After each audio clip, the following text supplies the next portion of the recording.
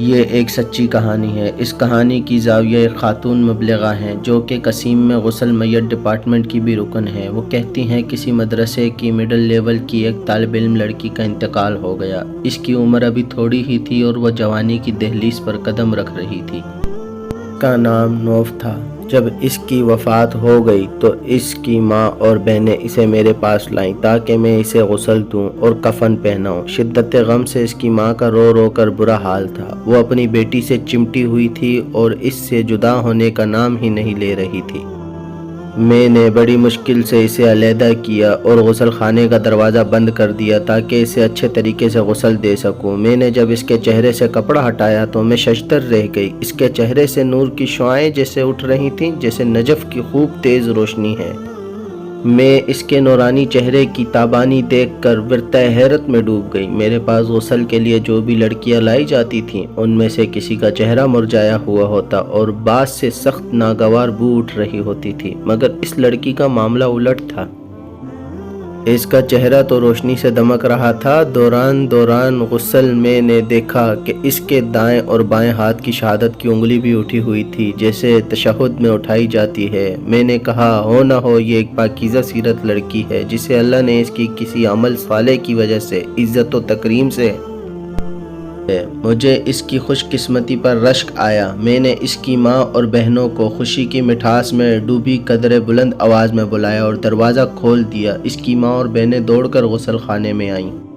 میں نے اس کی ماں کو مبارکباد دی اور ان تمام حیرت انگیز باتوں سے اسے مطلع کر دیا جن سے مجھے دوران غسل واسطہ پڑا تھا۔ اس کی ماں نے اپنے تمام مادرانہ جذبات نچھاور کرتے ہوئے اس کی پیشانی کو چوما اور ساتھ ساتھ روتے ہوئے اللہ کی تعریف بھی کی۔ 2 دن بعد اس کی ماں نے مجھے بلایا۔ اس نے میرا شکریہ ادا کیا اور کہا میں آپ کو اپنی بیٹی نوف کے کپڑے اور اس کی پرسنل چیزیں بھجواتی ہوں۔ چونکہ آپ غریبوں اور مسکینوں کے گھروں کو جانتی ہیں اس لیے آپ انہیں ان غریبوں میں تقسیم کر دیجئے گا۔ میں نے کہا مجھے کوئی اعتراض نہیں، آپ اس کی تمام چیزیں مجھے بھجوا دینا، میں وہ مستحقین میں تقسیم کر دوں گی۔ جب اس کی اشیاء میرے پاس پہنچیں تو وہ 4 کارٹنوں میں پیک تھیں۔ میں نے پہلا کارٹن کھولا تو اس میں اس کے نقاب اور عبایا تھے۔ وہ سب کے سب لمبے چوڑے اور ڈھیلے ڈھالے تھے، نہ وہ تنگ تھے نہ باریک اور نہ چھوٹے۔ میں نے دوسرا کارٹن کھولا تو اس میں اس کے کپڑے تھے، وہ بھی پورے بازوؤں، ڈھیلے ڈھالے اور مکمل جسم کو ڈھانپنے والے تھے۔ وہ انتہائی سادہ تھے، انہیں کوئی لیس لگی ہوئی تھی نہ وہ باریک ہی تھے کہ جن سے جسم نظر آئے۔ میں جوں کارٹن کھول رہی تھی میرے حیرت میں اضافہ ہو رہا تھا۔ ایک کارٹن میں اس کا اسکول کا سامان اور اس کے قلم کا ایک ڈبہ تھا۔ میں نے ڈبہ کھولا تو اس میں سے ایک مسواک بھی نکلی۔ اس کے سامان میں ایک ڈائری بھی تھی جس کے اکثر اوراق خالی تھے۔ مبلغہ کہتی ہے کارٹن بند کرنے کے بعد میں جلدی سے اپنی کپڑوں والی الماری کی طرف گئی۔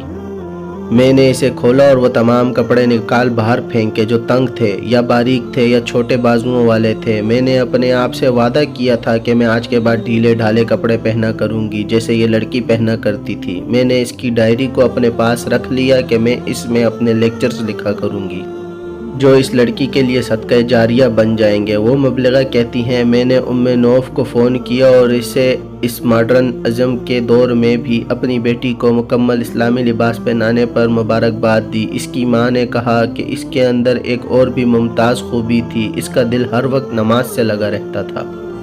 جو ہی مؤذن اذان دیتا وہ تمام کام کاج چھوڑ کر فوراً اپنے رب کے سامنے سربسجود ہو جاتی۔ اللہ نوف اور ان تمام عورتوں پر رحم فرمائے جنہوں نے زمانے کے چلن کی پرواہ نہ کرتے ہوئے اپنے رب کی خوشنودی کی خاطر اسلامی تعلیمات کے مطابق لباس پہنا اور سنت کا دامن تھام کر رکھا۔ اس واقعے میں میری مسلمان ماؤں بہنوں اور بیٹیوں کے لیے حوصلہ افزائی کا سامان ہے جو زمانے کو خوش کرنے کے بجائے اپنے پروردگار کو خوش کرنے کی فکر میں رہتی ہیں اور شریعت کے اصولوں کے مطابق زندگی بسر کرتی ہیں کہ رب تعالیٰ کل قیامت کے دن انہیں سرخرو کرے گا۔ اور جو مسلمان خواتین یورپ کی مصنوعی چکا چوند سے متاثر ہو کر نی مریاں اور سخت چست لباس زیب تن کر کے معاشرے کی نظروں میں اچھا بننے کی فکر میں اپنے رب کو ناراض کرتی ہیں، ان کے لیے تنبیہ بھی ہے۔ وہ اپنی اس روز سے باز آ جائیں اور اسلام کے مطابق زندگی بسر کرنے کا تہیہ کر لیں، اس میں ان کی دنیاوی و آخری کامیابی ہے۔